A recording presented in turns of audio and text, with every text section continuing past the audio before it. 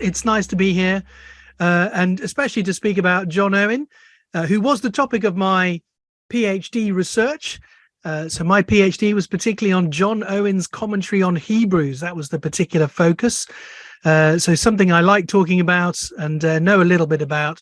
So I hope you'll enjoy it and want to ask some questions. My day job is looking after Church Society, which is a very old Anglican evangelical organization working within the Church of England, which, as you can imagine, is a joy at all times, especially at the moment, with some of the struggles we have on General Synod and with our bishops. Do pray for us. It's a very hard, difficult time. But with Church Society, we do publishing and politics and patronage work. We have lots of prayer meetings because, first of all, we ought to be praying about all our contending for the gospel, and partnership in various ways with individual churches and with conferencing and things as well. So that's what I spend my day job doing. Sometimes lots of traveling, sometimes lots of looking at Zoom. You get some square eyes after a while, as I'm sure you're all familiar with. But today, Tom's asked me to talk about John Owen, which we shall do. And I have a few slides, which I shall share with you. One of the other things I do is I lecture at Union School of Theology. So I was actually giving this very same talk yesterday at Union, and we had a good time talking about John Owen. So who was he? Who was he, and what was it about him that might cause us to celebrate his life and his legacy after so many years? Why are we talking about him today in the 21st century? His most recent biographer calls him the most formidable and sometimes unpredictable of nonconformist divines, and one of the most significant theologians in the religious history of early modern England. He also calls him the genius of English Puritanism. So that's a subtitle for this lecture about John Owen. It isn't my personal title. He said John Owen is the preeminent thinker of Puritanism, the formative influence on successive generations of evangelicalism. So what do we know about his life and his work that might justify such high praise? Owen was born in the year that William Shakespeare died. Some people have called him an English Calvin, the English Calvin. But he was a rising star, certainly, in the 1640s and at the height of his power in the 1650s. Christopher Hill, Marxist historian, describes him as Cromwell's archbishop, and he may, in fact, have lived for a while in the central London lodgings once occupied by Archbishop Laud. At this time, I normally pause for a boo from nonconformists when we mention the name Archbishop Laud. You should all boo when you hear his name. He was a bad guy in this story. Well, Owen was chaplain to Oliver Cromwell. He was Dean of Christ Church and Vice Chancellor of Oxford University. And so he was comfortably provided for and wielded a significant degree of power and influence within the short-lived English Republic. We may add to this his potency as a parliamentary preacher and a prolific author during this period. Famously, he was chosen as the preacher to the House of Commons the day after Charles I was beheaded. Amidst a very distinguished Calvinist presence in Oxford during the 17th century, if you judge things just by the criterion of publication, Owen stands out, particularly in the 1650s. And yet, he eventually found himself on the losing side of the epic struggles of the 17th century and was ousted from his position of national preeminence. First, by his estrangement from Cromwell, especially after Cromwell considered accepting the crown. And second, after the recapture of that crown by Charles Stuart in 1660. After the iniquitous Act of Uniformity of 1662 effectively barred Owen from any position within the established church, his enemies mockingly referred to him as the Atlas of Independency.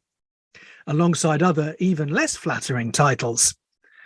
He lived under the protection of the Earl of Oxford, and as one of the most influential leaders amongst dissenters, his experience of defeat may have been somewhat mitigated by his continuing prominence within this admittedly smaller circle. And yet, despite his own survival, the vision for church and state that he represented had been vanquished. In the late 1660s, there were rumours that Owen or Richard Baxter would receive the next vacant bishopric. This indicates his continuing prominence, although just as Baxter refused the Diocese of Hereford when it was offered to him in 1660, Owen would surely have refused any other bishopric had such a position actually been offered to him. Because Owen had long been an opponent of episcopacy, not to mention some of the ceremonies and canons of the Church of England. As he said in 1657, "As I was bred up from my infancy under the care of my father, who was a nonconformist all his days, and a painful labourer in the vineyard of the Lord." That means he took great pains in his work, not that he was painful to listen to. "So ever since I came to have any distinct knowledge of the things belonging to the worship of God, I have been fixed in my judgment against episcopacy and ceremonies." Don't cheer too loudly. Despite the fact that he could not, therefore, realistically expect preferment and leadership within the national religious establishment, post-Restoration survival was easier for Owen than it was for many.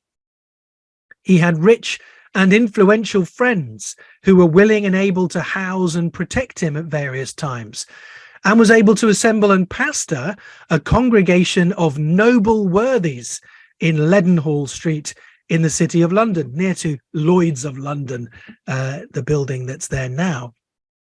His advice was sought by many in Old and New England, where his books sold very well, and he retained sufficient wealth and lands to provide himself with a not uncomfortable living. At death, his wealth was assessed as £1,332 and 10 shillings, plus lands in Oxfordshire and Berkshire, and that is quite a lot of money in those years. He certainly doesn't seem to have struggled financially in the way that poor old John Bunyan did. Other dissenters were no doubt jealous of Owen. His keeping of a horse and carriage in the 1670s caused some hostile comment, for example, as if Tom Brand was going round in a Lamborghini. It must have been difficult for him to move from one place to the next, as he did several times in this period. It may also have been problematic for a scholar accustomed to the trappings of university life to be suddenly without access to a well-stocked library or to such a concentration of intellectual peers. And yet, if the auction catalogue of his personal library, sold in 1684, is any indication, Owen did possess almost 3,000 volumes, some quite specialised and useful for his scholarly work. This is certainly comparable to the libraries of other scholars at this time. And to put it in context, the average clergyman of the day probably only had a library of a few dozen books. Some of you have more than that, as I can see from your Zoom backgrounds. Nevertheless, despite having lots of books, Owen's life was not easy after the restoration of the monarchy. His income was reduced. In the early years of the persecution of the Puritans and the so-called Clarendon Code, his house was raided a number of times. On one occasion, the suspicious authorities removed 6 boxes of pistols from his house. Now, that's quite an arsenal if it was merely for personal protection. Outside of Texas, anyway, where I'm sure they all have 6 boxes of pistols tucked away in the garage. On another occasion, Owen was seized in the street by informers and was fortunate to escape as a bird from the snare of the fowler, as he puts it. He was watched by government informers. who even attended his church to observe and hear him at close quarters. Any of you had MI5 turn up to listen to your preaching? Owen was charged under the Clarendon Code legislation and liable to huge fines. Some of his unpublished sermons from this time in the Dr. Williams Library reflect his disturbance at this spectre of persecution. He considered leaving England for Massachusetts, having been offered the presidency of Harvard and also a pastorate in Boston. There is some evidence that I unearthed in my research that he was involved in negotiations to buy land in New Hampshire in 1664. And he even went so far as to have all his belongings packed and taken to a boat after the 1665 plague. The Owen family sent their children to stay with friends for their own safety and for long stretches, which we can see from his letters caused them quite a lot of heartache. When his first wife, Mary, died in 1676, only one of their 11 children was still alive, and her unhappy marriage and early death would also have caused considerable sorrow. Owen personally also suffered various ailments. He had some kind of eye disease. He said he felt such infirmities of age in 1670 that he thought he was going apace to my rest, complaining in one letter of a relapse into my flux with such violence that I had the sentence of death in myself. And he was troubled by some kind of kidney or liver complaints, which he finally died of in 1683. He spoke of his continued indisposition as to health, frequent relapses into dangerous distempers, and of ongoing distressing pains in 1674, as well as various things that made him think he was very near to death. Later, he was unable to travel due to the continuance of my painful infirmities and the increase of my weaknesses, as he put it, his bodily weaknesses. At the same time as all of this, Owen felt burdened by opposition in various forms. He reflected to a friend, "I suppose there is scarce anyone alive in the world who has more reproaches cast upon him than I have, including virulent revilings and false accusations." He requested his friend to pray for him, since I do acknowledge unto you that I have a dry and barren spirit. Alongside all of these things, there would have been the inward pain of seeing his ambitions for England chastened in the light of its near apostasy, from his perspective, in the Restoration years. He thanked the king for his declaration of indulgence in 1672, but it wasn't long before he was before the king again to complain about the treatment of nonconformists. The grandeur of his vision for a godly republic was gone, to be replaced by now more remote hopes concerning Antichrist's destruction, the peace of the church, and the conversion of the Jews. Millennial longings, intense and urgent during the interregnum, were somewhat dashed at the Restoration. And as you know from the scriptures, hope deferred makes the heart sick. So all of these experiences, political defeats, ecclesiastical isolation, personal loss, intense opposition, it must have taken its toll on Owen's peace of mind as he was sitting there writing and meditating on the book of Hebrews in preparation for his gigantic commentary on it. His mental state may be reflected in that commentary itself. When he's expounding Hebrews 5 verse 7 on the tears of Christ, we get an extraordinary, rare published glimpse of Owen's inner world as he writes this: "Let us not think strange then, if we have our season of weakness and infirmity in this world, whereby we are exposed unto temptation and suffering. And these things are apt to make us faint. to despond and be weary. I know not how others bear up their hearts and spirits. For my part, I have much ado to keep from continual longing after the embraces of the dust and shades of the grave, as a curtain drawn over the rest in another world. In the meantime, every momentary gorge that interposeth between the vehemency of wind and sun, or our frail fainting natures and spirits, is too much valued by us. Do you hear that? That's John Owen. I have much ado to keep from continual longing after the embraces of the dust and the shades of the grave. And at the end there, I think he's picturing himself as Jonah. You remember Jonah at the end of the book? The gourd grows up, the plant grows up overnight to shield him from the sun and the wind, and then God takes it away. And he's comparing himself in the same way, valuing too much those things that guard him for a moment, but then are taken away. In 1674, Owen wrote to Charles Fleetwood, who had been a major general in Cromwell's army. He said, "I begin to fear that we shall die in the wilderness. We're not coming back. We're not going to have power again."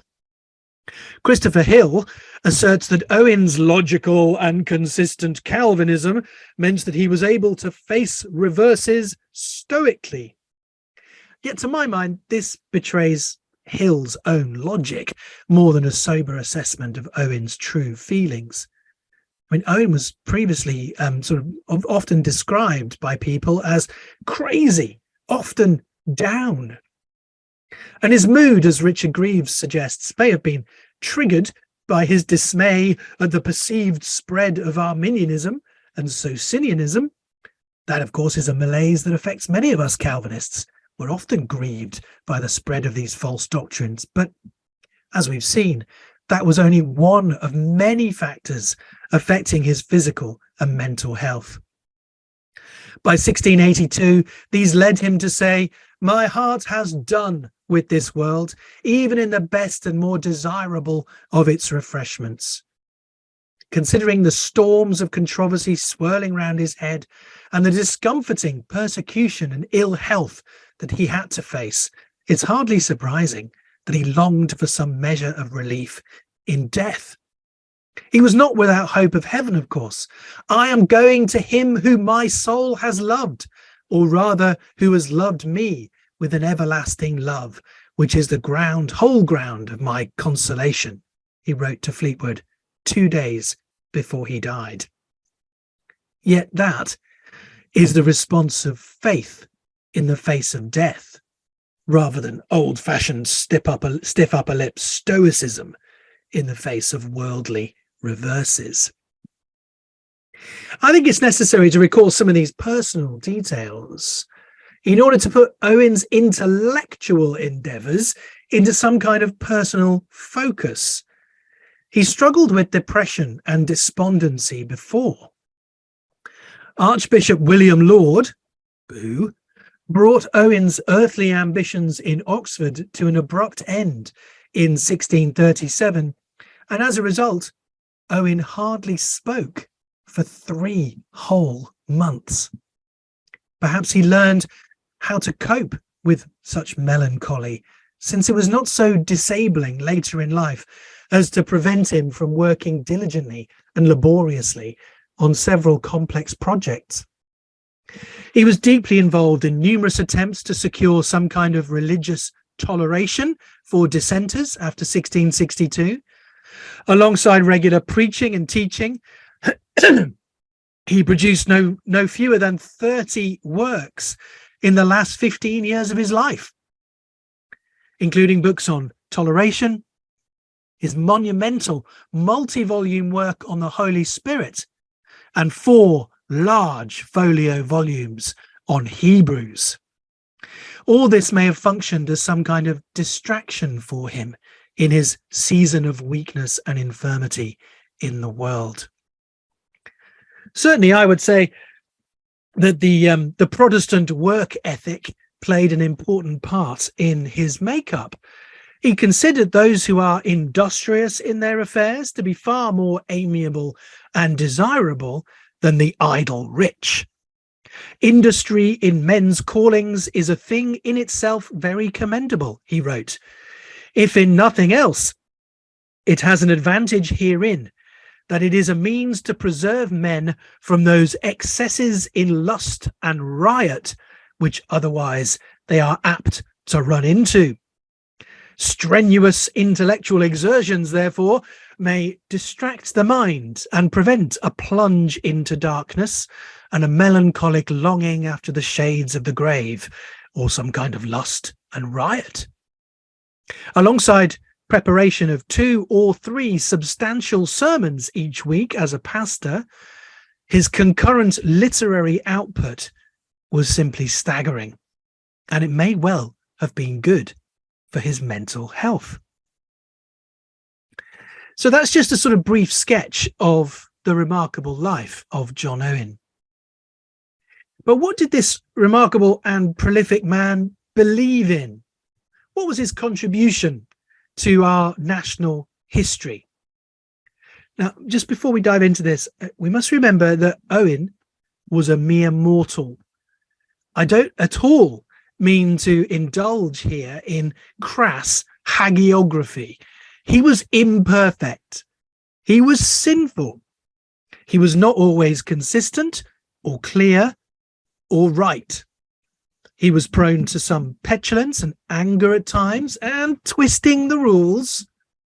I ought also to point out, of course, that I myself do not follow him personally in all of his theological, historical, and political opinions.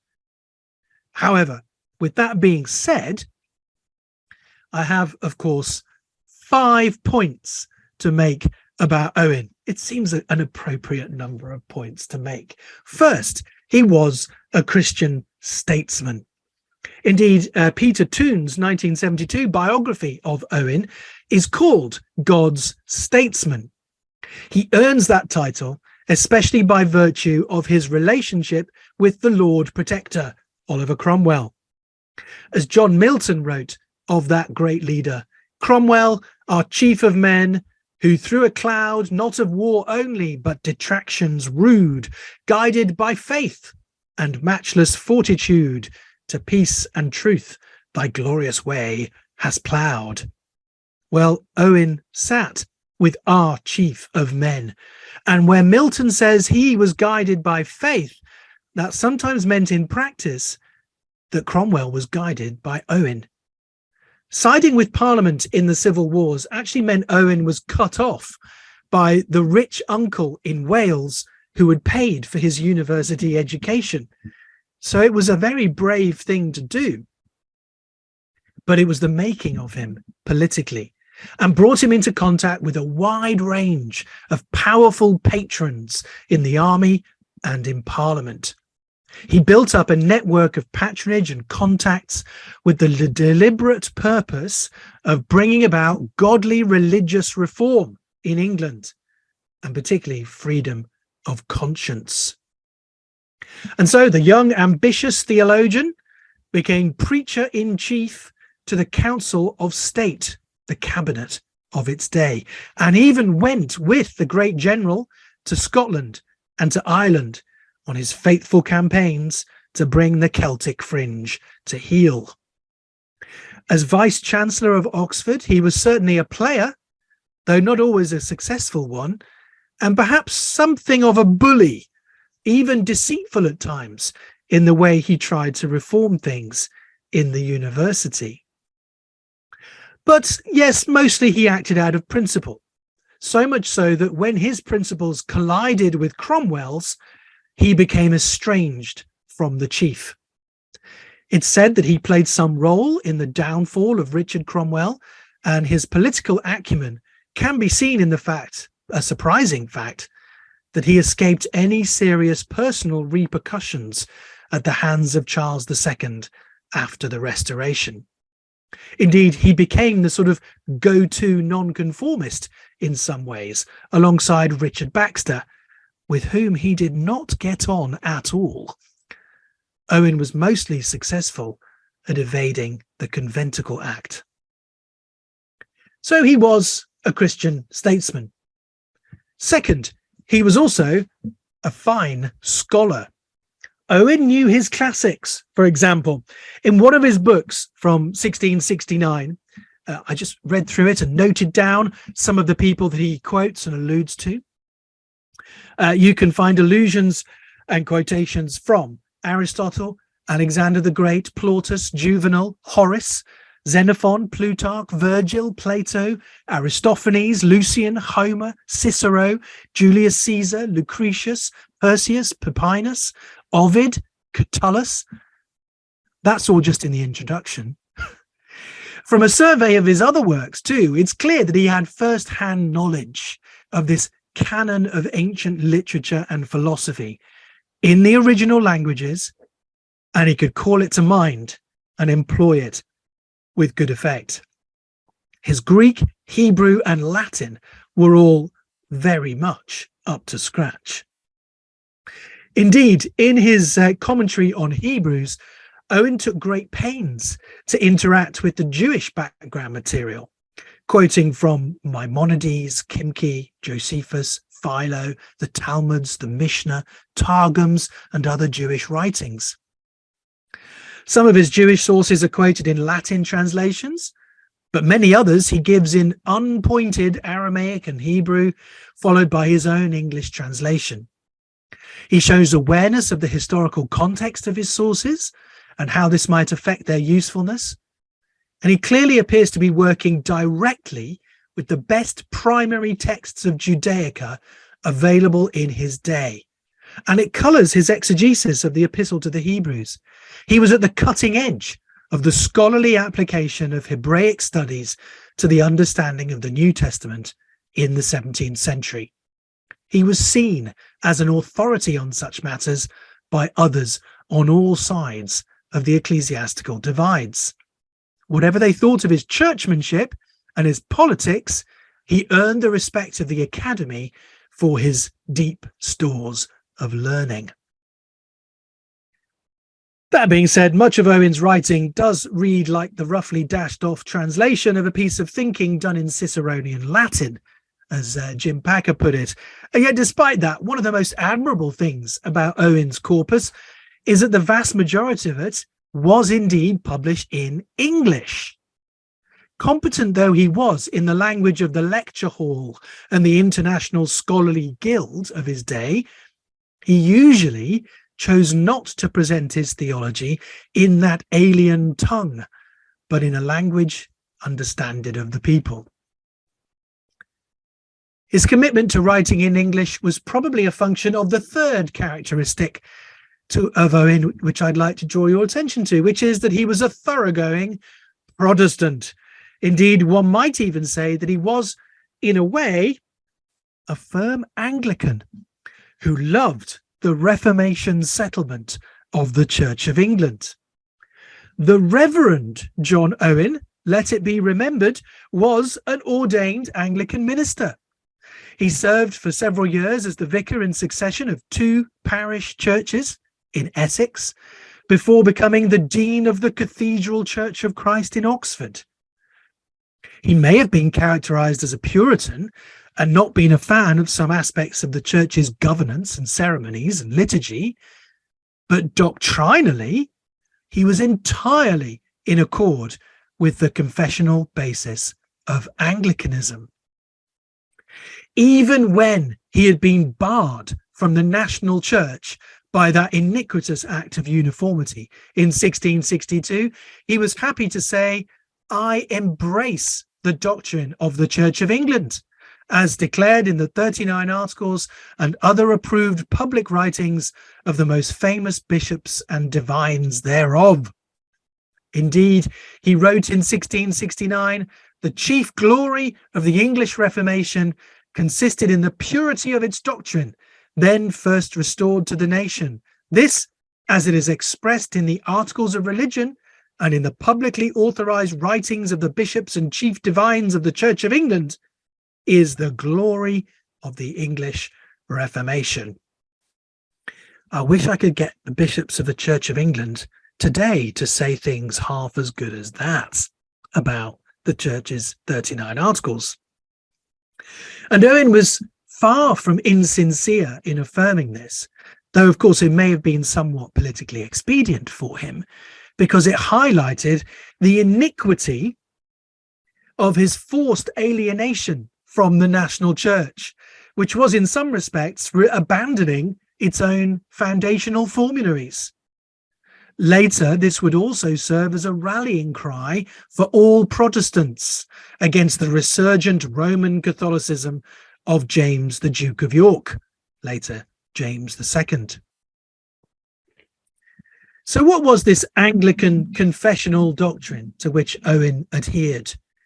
He affirmed that on the subject of justification by faith alone and the imputation of the righteousness of Christ, for example, that he was entirely on the side of the Church of England's authentic writings.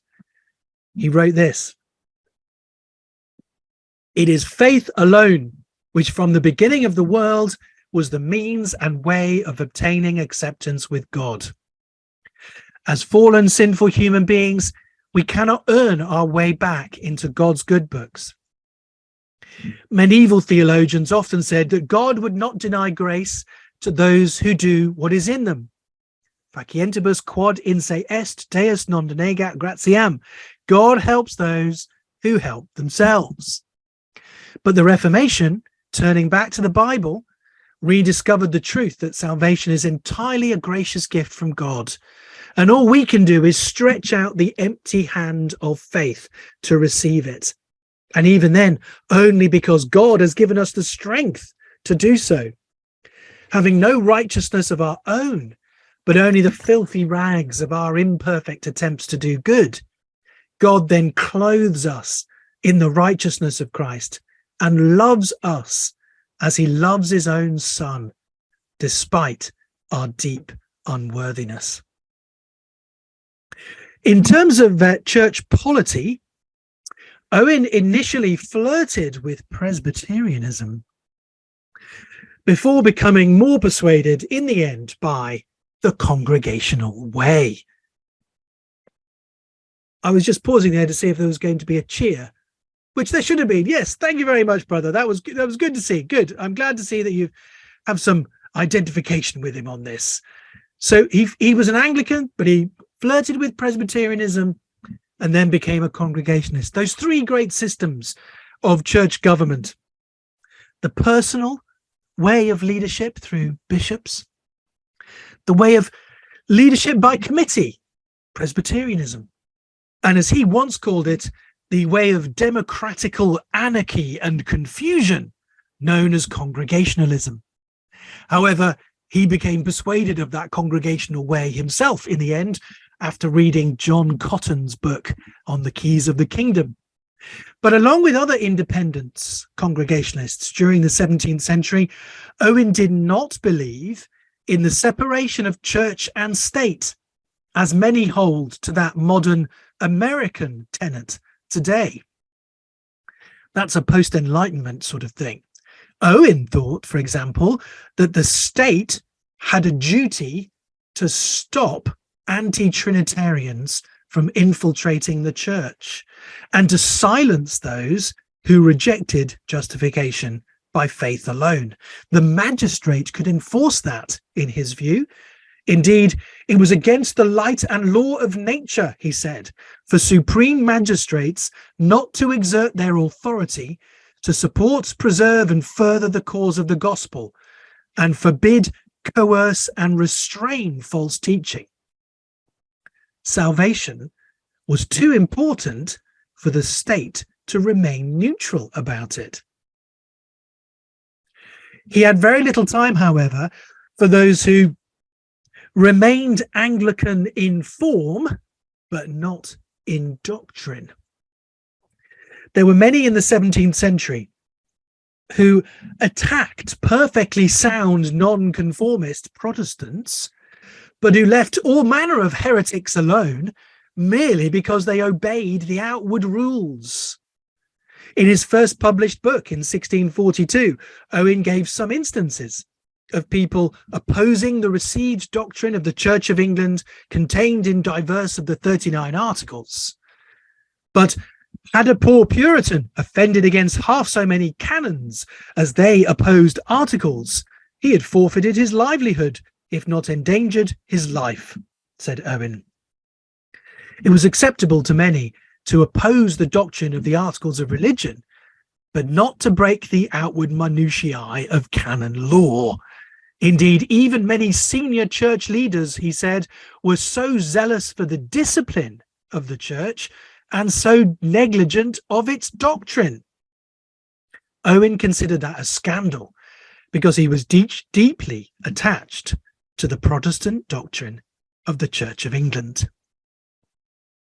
It's worth remembering that when the toleration of dissenters did come with the Act of Toleration in 1689, pause for cheer, it was indeed on the basis of what Owen embraced, as he's called it, the common doctrine of the Church of England, the doctrinal parts of the 39 Articles. Fourthly, my fourth of 5 points about Owen, he was, to be more specific, a solidly Reformed theologian. Not just Protestant, but Reformed. Owen was no mere Englishman of the 17th century. Intellectually, he fully inhabited 1600 years of Christian theological discussions and saw himself as part of the international community of Reformed churches in Western Christendom. He said, "I own no religion, no article of faith, but what is expressly taught in the Scripture, mostly confirmed by the ancient general councils of the primitive church and the writings of the most learned fathers, consonant to the articles of the Church of England and the doctrine of all the Reformed churches of Europe." So Owen felt himself to be in harmony with the Reformed churches in places like the Netherlands, Heidelberg, Strasbourg, Zurich, Geneva. Now, Reformed, of course, is sometimes used as a synonym for Calvinist, but the eponymous Frenchman was only one of a number of significant voices in the international Reformed community, and by no means the decisive one. Owen also refers to Martin Bucer, John Calvin, Peter Martyr, and Theodore Beza as the principal and most eminent Bible commentators, and he thanks God for their great and holy works. Owen was not a member of the Westminster Assembly, which you may not think if you've ever seen that famous painting of the Westminster Assembly, in which Oliver Cromwell sits in the front in full military get-up, and Owen is at the back on the right in that famous painting of the Assembly. Of course, that is not a photo taken at the time. It is a 19th century idealized portrait of the Puritans. Owen wasn't significant enough when the Assembly was sitting to be part of it. He wasn't old enough then, until later when he became more important. He did, though, later help to draw up a similar confession for the Independents, the Congregationalists, the Savoy Declaration, or a declaration of the faith and order owned and practiced in the Congregational churches in England, 1658. Now, this, you'll forgive me for saying so, has some eccentricities of its own, but when compared with other Reformed confessions from both Britain and the continent, Owen says you can quickly see that it is in all material points the same with them. Owen has, however, also been accused of being a Reformed scholastic. The final word there usually being pronounced with a decidedly derisory sneer. According to some, the gospel message of the early reformers was supposedly replaced in the 17th century by a gospel obscuring scholastic dead letter, the personal replaced by the propositional, the dynamic by the static. And thus began the disintegration whereby dogmaticians supposedly extracted timeless principles from a flattened Bible. This characterization, though, is one of the now discarded waste products of the discredited Calvin against the Calvinists school of thought. Reformed scholasticism was not, however, all about rigidifying scripture in a doctrine of inerrancy, Hebrew vowel points and all, or baptizing Aristotle. Protestant scholasticism was first and foremost a method, not a conclusion or a set of conclusions, but a method adopted to ensure the institutionalization of the Reformation's basic principles. These needed to be carefully formulated, codified, and passed on in schools, hence scholastic, for the next generations, if they were to survive unscathed against increasingly sophisticated Catholic counter-arguments.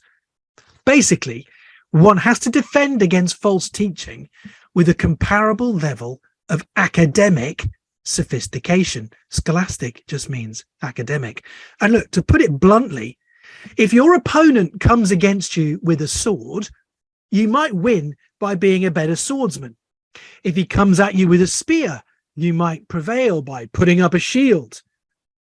But if he comes at you with a tank, you need to put the shield away and your sword and upgrade your defenses.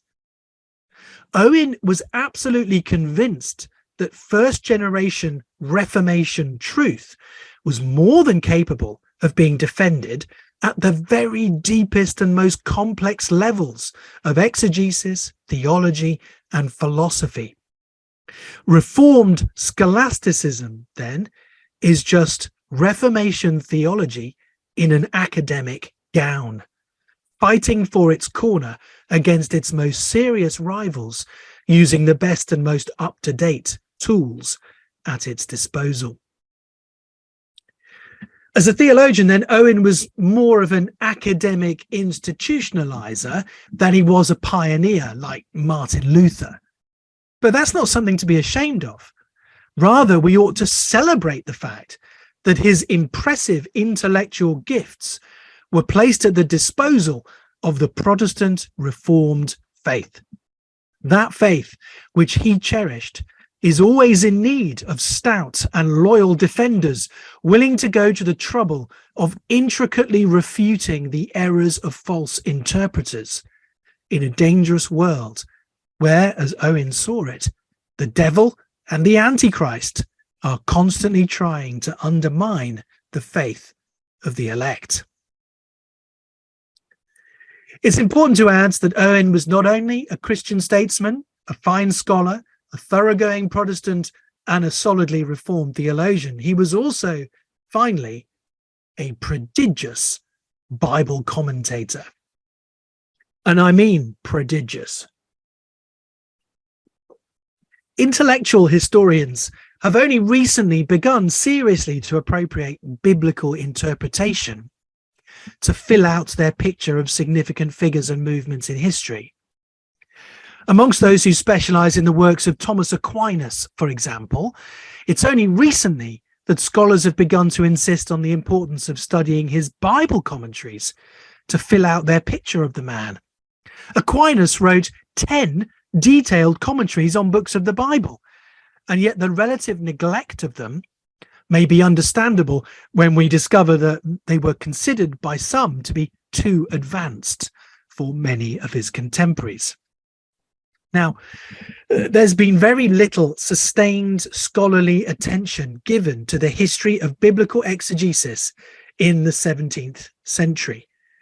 And if historians have been wary about touching Aquinas's commentaries, which really aren't that complicated at all, it's no wonder that opening the pages of John Owen's mammoth and magisterial commentary on Hebrews might leave some in need of smelling salts.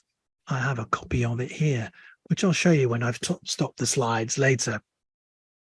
Extravagant praise has been poured upon this multi-volume commentary at just under, get this, 2 million words in length. That makes it, what, 2.5 times as long as the entire Bible? This work is extraordinary, said one 18th century critic, rich testimony to the remarkable learning and diligence of its author.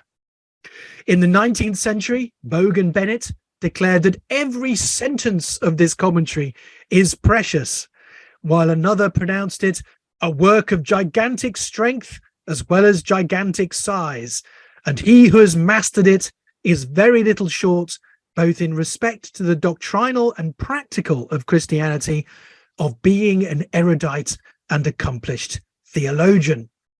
That's why I did it for my PhD. I wanted to be an erudite and accomplished theologian, or at least not far short of that, as that quote would say. In his mid-19th century biography of Owen, Andrew Thompson complains about the appalling magnitude of his commentary on Hebrews, comparing it to a vast medieval cathedral whose stable walls and noble columns astonish you at the skill and strength of the builder the longer you gaze. I mean, that's just typical 19th century breezy rhetoric, but it's rather nice all the same. Owen himself said, "Adoro plenitudinem scripturarum." I adore the fullness of the scriptures. And in his commentary, he sought to unwrap as much of the message of Hebrews as he was able. His exposition is in English, but it's based on the original Greek and interacts with many other commentators, liberally peppered with Latin and Greek and Hebrew, but not so obsessed with the minutiae that it neglects doctrinal and practical application. None of the other commentaries available in English at this time had the depth, breadth, and audacious size and scope of Owen's work. Believe me, I've read them. They're not as good. It would not be an exaggeration to suggest that a shelf full of the best contemporary critical and devotional commentaries in Latin and English would be required to match what Owen was aiming at in his commentary. Its detailed interaction with one set of interlocutors in particular, the Socinians, demonstrates a close interaction and attention to scriptural detail in refuting the exegetical underpinnings of heterodoxy. His use of Hebraic sources, as I noted, is probably the biggest full-scale attempt to incorporate the use of Jewish learning into an exposition of Hebrews. His attention to detail, remapping biblical theology of the covenants in a contentious area in his day, puts him at odds with the majority of Protestant Reformed commentators, but is well thought through. And his interaction with Roman Catholic interpretation demonstrates the clear primacy of the exegetical over the polemical, despite the fact that there was a very tense anti-papal atmosphere that he was working in. But look, what does it say about John Owen, the man, that in such a disturbed and potentially depressing stage of his career, he kept going back to his desk to work at a weighty project like that? Certainly it says to me that he had not given up all hope or sense of calling to serve the church, despite his experience of defeat, and that he considered long-term labours still worthwhile. To plan and execute such enormous endeavour betrays no obvious sense of panic about his wilderness situation or a lack of vision, notwithstanding his occasional longing after the embraces of the dust and the shades of the grave as a curtain drawn over rest in another world. To produce something of such enduring value that it's never been out of print in one form or another since it was written, as well as being deeply involved in more urgent short-term affairs, speaks folio volumes for the man's persistence and foresight, however you might assess the success or otherwise of his actual exegetical performance. So, in conclusion, Owen was a Christian statesman, a fine scholar, a thorough Protestant, a solidly Reformed theologian, and a prodigious Bible commentator. There's a lot else I could say about John Owen, his preaching, his pastoring, his Trinitarianism, his church politics and pleas for toleration, his eschatology and his readings of divine providence in the events of his day, all of this would repay careful study. What is his legacy today? He's not especially honoured at Christ Church, Oxford, as far as I could tell last time I visited the cathedral there. His works remain in print, although in an old-fashioned 19th century edition without footnotes and with some bits missing. We could actually do with a new scholarly edition of that. He is, after all, one of the most significant and prolific theologians that England has ever produced. Was Owen the Calvin of England, as some have called him? Well, no, I don't think so. He wasn't England's equivalent of John Calvin in the sense of being our greatest reformer. The first generation of the Reformation gave us Thomas Cranmer, for example, who has perhaps the most defensible claim to that title. In the next generation, another great pastor theologian from Cambridge, William Perkins, might also be considered in that rank. Owen wasn't born until about a century after Luther nailed the 95 Theses to that door in Wittenberg, but he was part of the movement to solidify, defend, and promote Reformed theology against a retrenched, somewhat revitalized Roman Catholicism, a resurgent rationalistic liberalism in the form of the Socinians, and a renegade spiritualism in the form of the Quakers and others who separated word from spirit. He played the part assigned to him by divine providence with skill and verve. And so in the roll call of prolific, deep-thinking, influential theologians, Owen does rank very highly indeed as a theologian, a commentator, a statesman, and a pastor. He certainly deserves to be considered one of our top men. So when the French boast about Calvin, the English can, with some justification, hold their heads high and boast in some way of John Owen, though we must be aware that in doing so, he is very much an acquired taste that not many people will have heard about or will fully appreciate. That's all I have to say, although I'll just show you briefly on the screen two resources that you might be interested in. On the left, we have some daily readings from John Owen in this lovely faux leather cover, just published by Christian Focus. It's daily readings arranged chronologically. In my sabbatical a few years ago, I reread all of Owen again in chronological order and wrote a little biography of him as I went. And so you can read through in chronological order and sort of feel how Owen grows and changes in his the things he's writing in and writing on in this book. So that's 366 days in Owen.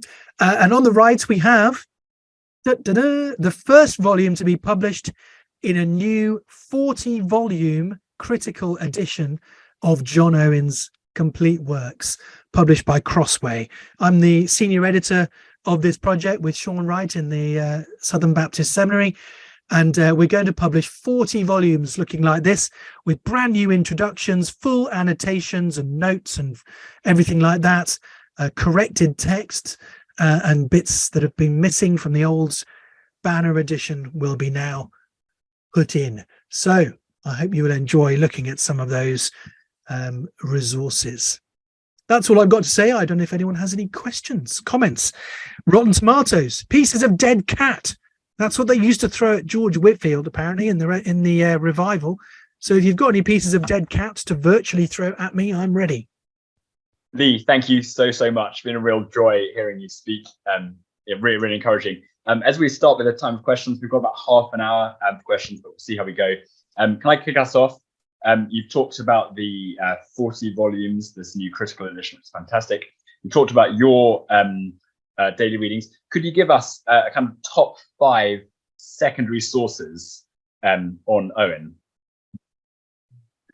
That's good. Yes. Well, obviously, the best thing is this little lecture that you can buy from the Church Society website, churchsociety.org, John Owen, The Genius of English Calvinism, which is a kind of fully written up, footnoted version of what I've just given you. And that's available. So that would be obviously the top of any discerning readers list. The best academic sources, there are two. There's the Handbook of John Owen, the T&T Clark Handbook of John Owen. I have some of these things right here, so I can show you. Here's the T&T Clark Handbook. Unfortunately, this is £170 or something like that. The T&T Handbook of John Owen. There's a chapter I wrote in here about John Owen and the Church of England, if you want to follow up some of the things I said about him being an Anglican and his attempts at toleration. And that has all the best sort of latest scholarly things in it. You'll also find some other good academic stuff in the Ashgate Companion to John Owen's theology. A number of pieces in there by various people like Bob Letham and others, Crawford Gribben. I have a chapter in there on Owen's view of infant baptism. Then the sort of gold standard for biographies of Owen is this one by Crawford Gribben, John Owen and English Puritanism, published by Oxford University Press. So quite expensive. However, Crawford has also done a short paperback biography of Owen, slightly differently arranged, but that's published by Crossway. And so that will be a bit easier and cheaper to get hold of, and is an excellent piece of work. And I think what would be the other thing I'd recommend, the thing that got me into John Owen, other than just reading him, I was given a free set of his 16-volume works when I was in seminary at Oak Hill. So just reading him is the best thing. But if I was to recommend one other thing, it would probably be Carl Trueman's book on John Owen and his Trinitarian theology. It's called The Claims of Truth. I think it's just been republished in a newer cover, but that's an excellent piece of work on Owen. So apart from buying, daily readings and my little booklet, those are the other major works I'd recommend. Unless you want to pick up a first edition of one of his books on eBay or something, which you might be able to do, but they're not cheap. This is a first edition of his Hebrews commentary, which my grandfather bought me, and it looks rather fine, don't you think? Nice portrait at the beginning, and you can see we've copied the style of his original thing here. You can see it's a leather cover with raised bands, and there was actually a marbling effect on the spine, on the paperwork, and you can see that sort of mirrored in the new edition that we've published, which has bands, gold, and marble boards. So we tried to give you an authentic feel to all of that. Fantastic. That's really, really helpful. Thank you so much, Lee. Any other questions?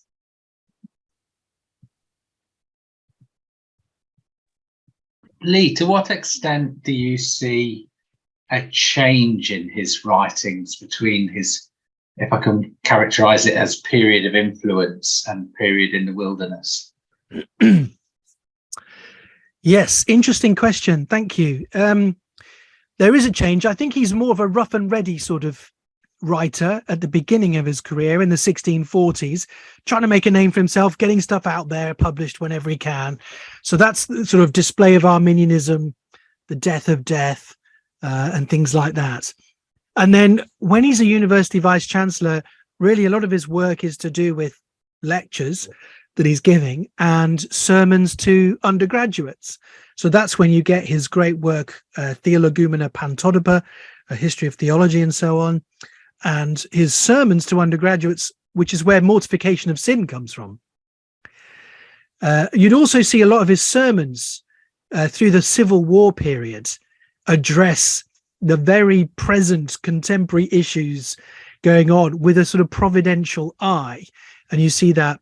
And then later, when in the period where he's out of the Church of England and is sort of living in that wilderness exile patch, he does give himself to these longer term, big, weighty works. So, 5 volumes of pneumatology, 4 big fat folio volumes on Hebrews. He's beavering away at long-term projects. And there are some, letters and so on going around for the urgent concerns of the day and things on toleration. He writes a lot more on toleration and church government then, because he's trying to find a space for congregationalism, this weird and new heresy that's come along. So yes, I'm just kidding. So yes, that's how I think they would change over time. He becomes a better theologian as he gets on, of course. He knows the scriptures better, he knows himself better, and he knows the world better. So I think he becomes more interesting later on. Thanks, Lee. Any other questions, brothers?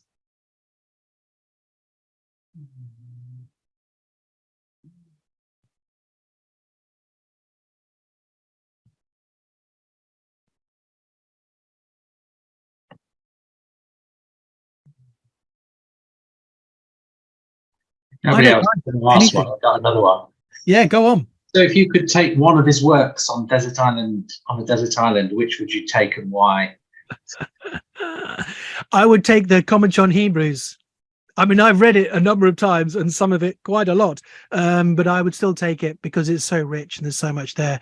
If I had to pick another one, probably Communion with God, his book on the Trinity, and how we have distinct relationship with each person of the Trinity distinctly.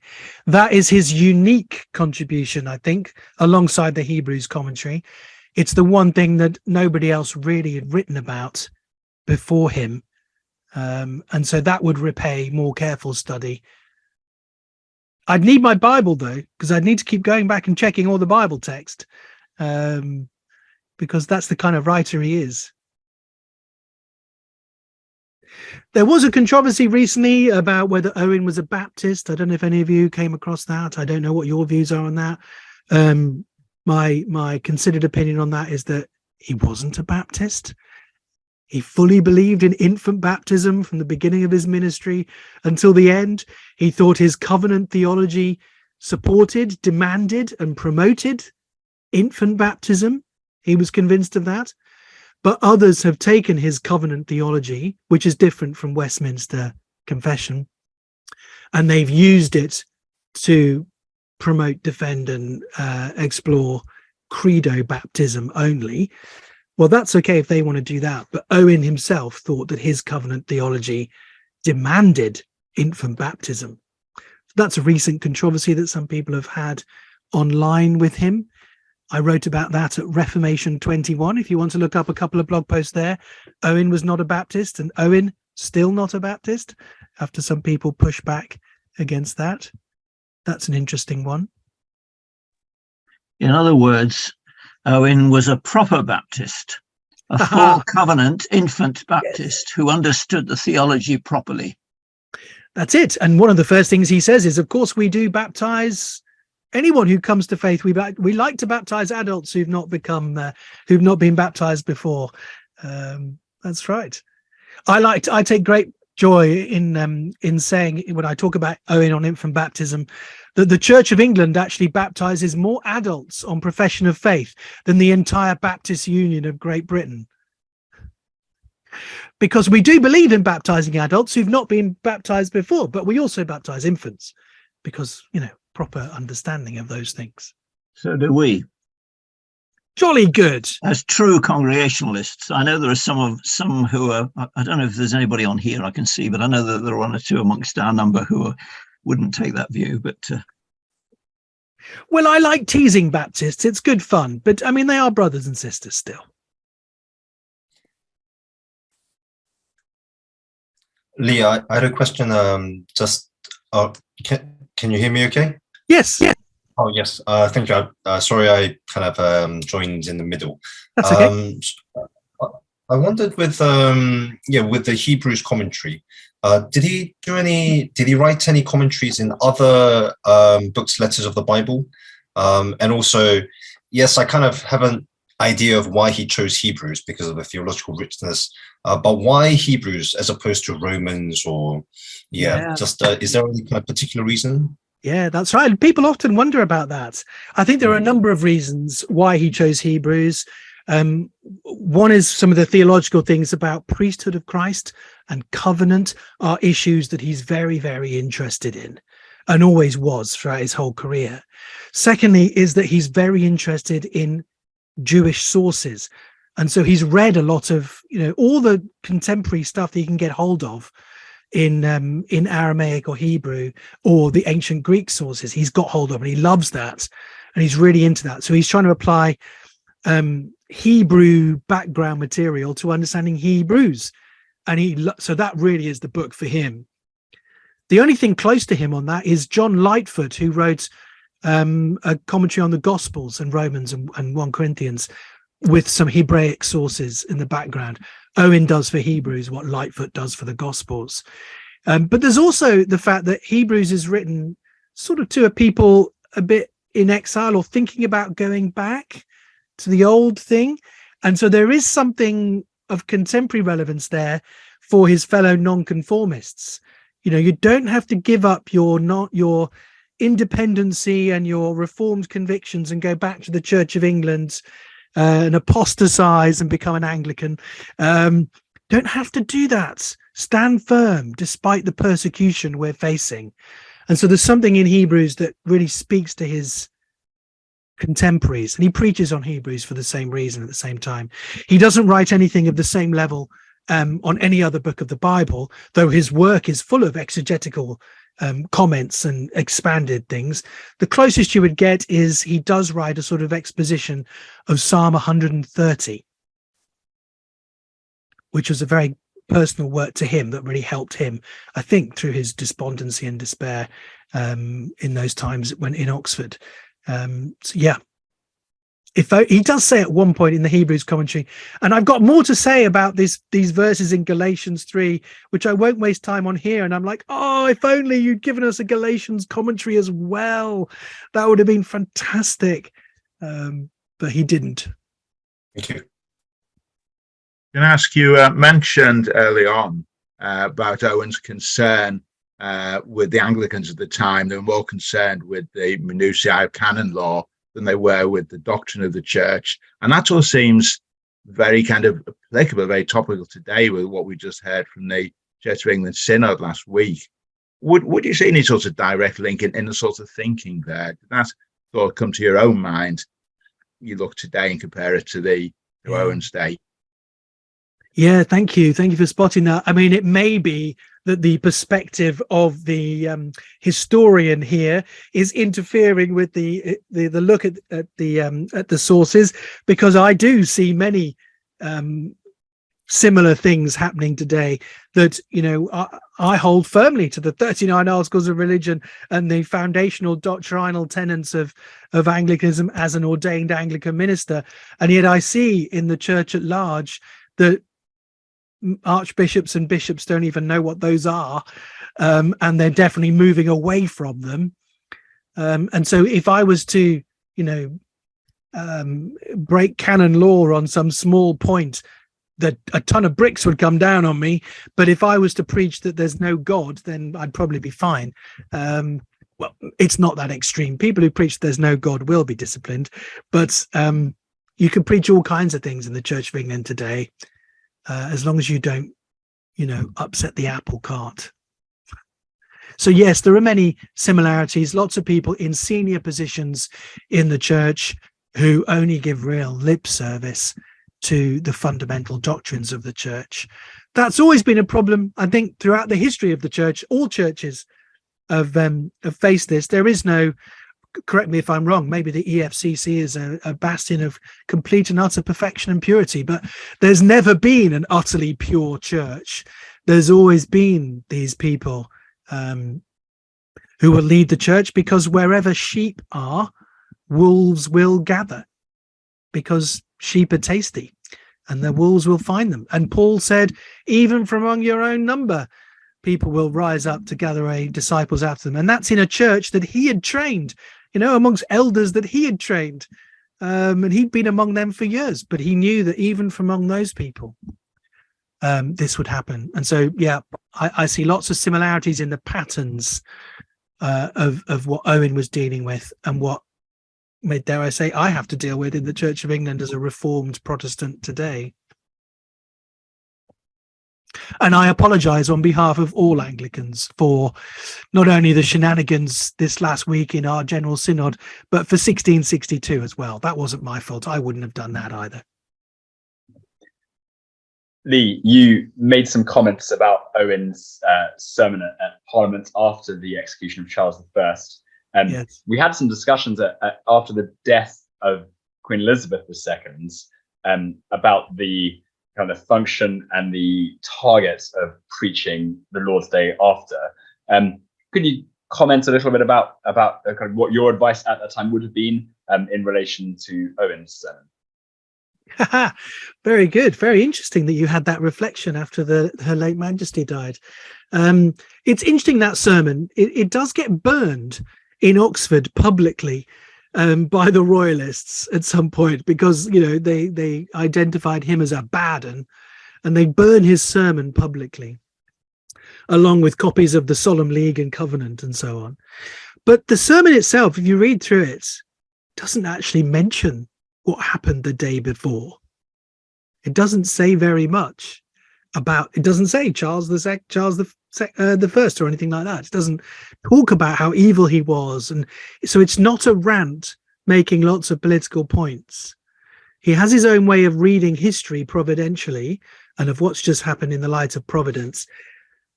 But it is a more of a biblical exposition looking forward and preaching to the actual people he's got in front of him, rather than trying to make lots of tub-thumping political points. Whether you should do that today, I don't know. I mean, I rather enjoy being a tub-thumping political preacher, but I would if I got the chance. I wouldn't really do that. I don't think we should do that. It's strange, isn't it, not to make any reference to something like that. Most sermons I heard from around the time of Her late Majesty's death mentioned the fact that she was a faithful Christian believer, seemed to be, from her public statements and from the manner of her life and service. And I think those would be perfectly appropriate things to have mentioned, even to hold up as things that we would imitate, just as we would any other faithful believer who'd gone to be with the Lord. We might say, yeah, and they were a great example to us of the following things. Not perfect, but yeah. Let's not canonize her as a saint or think we can pray to her, though.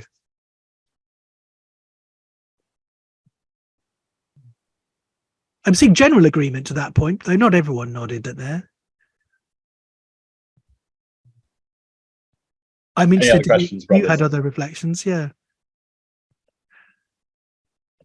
I think Calvin has a copy of Owen behind him. Do you? Is that Owen? I can see Bavinck, but is that Owen on your top shelf behind you as well? Not too high that you can't reach him and actually read him, though. No. And his Hebrews commentary is much lower and much closer to hand. Ah, you have the full Owen.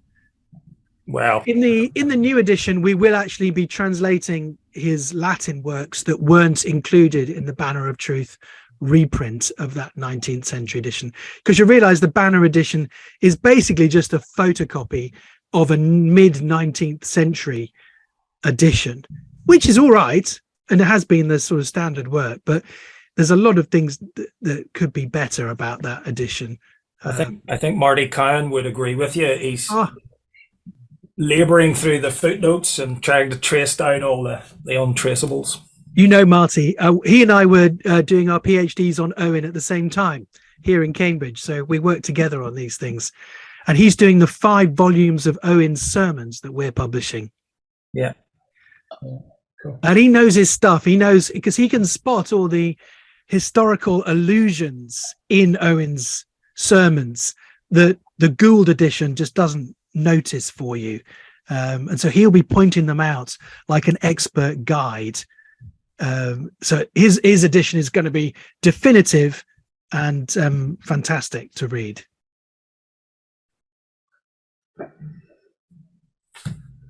Am I selling it enough, Tom? Leave, you need to save up. I'm sorry. Go on, carry on. I think that's great, Lee. But the problem is that, or at least the blessing of the Banner one issue, was that they were so cheap. Yes. Certainly when they first came out, I would never have been able to afford. I mean, you quoted a book here, the best book, and it's £170. I can't afford that. There's no way I could justify spending that amount of money. But the Evangelical Library should have a copy. Well, yeah, probably has. I'm not on the Zoom at the moment, but as soon as the Zoom's gone, I'll check the catalogue. But I need to be on my computer. But it probably has. You could buy the whole of the Banner of Truth edition, the whole of the Banner of Truth set for £160 or something, less than it cost that one stupidly expensive academic book. Yeah. Mad, not when I bought it. It was dirt cheaper because I had it so many years ago. Brilliant. And I've got the whole Hebrews as well. And my great grandfather did on my mother's side did a digest of the Hebrews commentary, and it in its day it was quite famous. What was that? Who was that? Tryon. Do you know? Not Henry. Henry was my grandfather. Manasseh Tryon. Oh. If you can still get it secondhand occasionally. I'll have a look for it. Yeah. I've got it on my, it's just round the back of these books here. I can't hand it. Yeah. I think the main thing is that this work will be done and this edition will be out there for the use of scholars and those who want to particularly dig into maybe a volume or two and find it in a library. And the main thing is whatever edition of Owen you've got, and there are other editions, there are some individual volumes that others like Christian Focus have put out some volumes recently of specific books by Owen. Whichever volumes you've got, read them and benefit from them. If you want to know where to start and you've never started with Owen, I would start with his sermons. Don't start with the Death of Death, which lots of people used to, because Jim Packer wrote a great introduction to it for the Banner of Truth paperback thing. Well, that is a great introduction. But don't start there, because it's not indicative of Owen as a pastoral theologian, really. I'd read his sermons. That's a great way in, and they're more understandable often than his academic works. Great, Lee, thank you so much. Can I just ask one closing question? There's quite often that dichotomy between the pastor practitioner and pastor scholar. Owen was very much the latter, and the Lord gives different gifts to different people. How would you encourage us as ministers of Word and Sacrament to have more of a, not necessarily scholastic, but certainly scholarly focus in terms of reading? In terms of reading? Well, I think we're here, aren't we, to serve the Lord our God with all our heart, soul, mind, and strength. And interestingly, Jesus says mind, even though it's not in the Hebrew. He adds it when he summarizes the Shema there. So we are to worship and serve God with our minds. So that will mean for some people, if you are more of a deep thinker and you like reading, that you will want to read more deeply. And that's a good thing. Owen was reading in order to understand. And it just was almost a compulsion, I think, for him. He wanted to know more and know God better and dig in. And that was the way he was serving his church, because other people didn't have the time, the leisure, and the books to be able to do that. So he was trying to use his time, treasures, and talents in a way to serve the people. Some of us will do that just by getting through the sermon every week and preaching the sermon, but others will have more time and leisure to do thinking and writing. And I think we do need to encourage those who are good at that. Try it out amongst each other, and not just to become mavericks where there's just one guy who likes to write and he never shares it with us, but he just goes and gives it to a publisher or something. It should be something that emerges out of us as a community when there is study and writing and to share with others, because it should be a communal thing. So that I would encourage you, if there are those of you here who have those gifts, use them, read deeply, and share that. Make it part of your ministry, not just something you keep to yourself or publish on your own, but make it a communal thing. Does that help? Yeah, that's very helpful. Thank you so much, Lee. Would you close by praying for us? Yes, of course, an extemporary prayer, not a liturgical one that Owen wouldn't approve of. Wonderful. Heavenly Father, we praise and thank you that you have graciously chosen to reveal yourself and your ways to us in the pages of the Bible, your word, your unerring and truthful word. We thank you that you've chosen to do that by your grace, not because we deserve it, so that we can know you and live a life that is worthy of the gospel and pleasing to you in every way. Please help us to understand that word, to meditate, ruminate, chew on it, to suck the marrow from your words and all that you have revealed to us. And we thank you for those who've gone before us, like John Owen, who have done that in their day and age and have left us their books, their writings, their legacy for us to benefit from. Thank you that we can read what insights they had in their day into your word and benefit from those, to stand on the shoulders of giants. Help us to be discerning and wise as we do so, to test everything as your word tells us, to test everything, to take from what is good and to imitate that and obey that for our day, and to discard what is bad and to avoid that. And thank you that there is much good fruit in the life and ministry of John Owen for us to learn from and to benefit from.